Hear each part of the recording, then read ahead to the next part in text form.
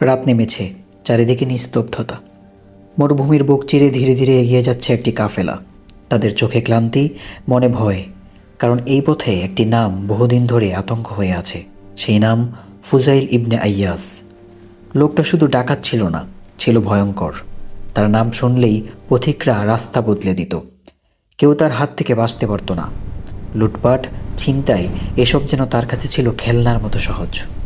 কিন্তু কেউ জানতো না, এই কঠিন হৃদয়ের ভেতরেও একদিন ঝড় উঠবে। ঈমান ও বিশ্বাসের ঝড়, পরিবর্তনের ঝড়।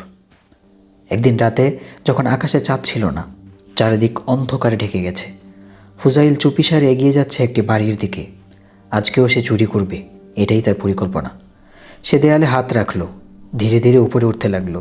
ঠিক তখনই ভেতর থেকে ভেসে এলো একটি কণ্ঠ। সে শুনতে পাচ্ছিল কোরআনের তিলাওয়াত। তার কানে একটি কোরআনের আয়াত ভেসে এলো। এখনো কি সময় আসেনি যে ইমানদারদের হৃদয় আল্লাহর স্মরণে নরম হবে? ফুজাইল থেমে গেল, তার পা যেন জমে গেল দেয়ালের ওপারেই। এই আয়াত সরাসরি যেন তার হৃদয়ে আঘাত করল।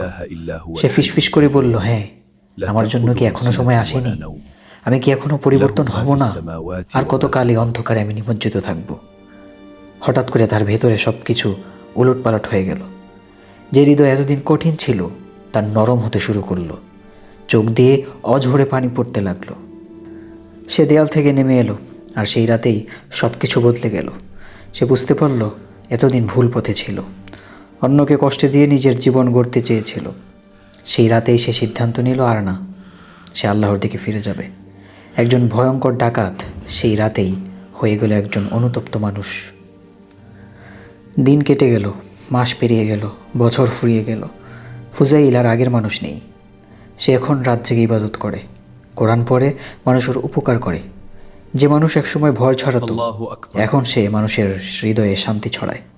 ধীরে ধীরে লোকেরা তার নতুন পরিচয় জানতে শুরু করলো। ফুজাইল ইবনে আইয়াস, একজন আল্লাহ ভীরু মানুষ, একজন আল্লাহর ওলি।